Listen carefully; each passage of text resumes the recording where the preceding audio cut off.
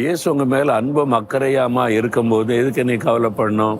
உங்க மேல அன்புள்ள தேவன், அக்கறை உள்ள தேவன், பாசமுள்ள ஒரு தேவன், உங்களை கவனித்து கொண்டே இருக்கிற தேவன், உங்களுடைய போக்கையும் வரத்தையும் கவனித்து உங்களுக்கு பாதுகாப்பு கொடுக்கிற ஒரு தேவன் அவர்.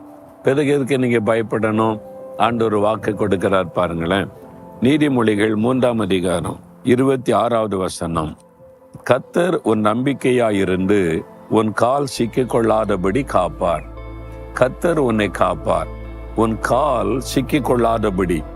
கண்ணுக்கு தெரியாத ஆபத்து, கண்ணுக்கு தெரியாதபடி நம்மை சிக்க வைப்பது, ஆபத்திலே மாட்ட வைப்பது, இது பொல்லாத உலகம்.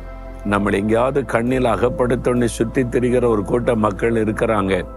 அந்த ஆபத்து எங்க இருக்குது, எப்படி இருக்குது, யார் கண்ணி வைக்கிறானே தெரியாது. அந்த மாதிரி சூழ்நிலையில நீங்க இருக்கிறீங்களா? சிலரால் அப்படி பாதிக்கப்பட்டிருக்கீங்களா? ஒண்ணு கவலைப்படாதுங்க. அந்த கண்ணில சிக்கி கொள்ளாதபடி கர்த்தர் காப்பார். எத்தனை பேர் கண்ணி வைத்தாலும் உங்களை பாதுகாக்கிற தேவன் உண்டு.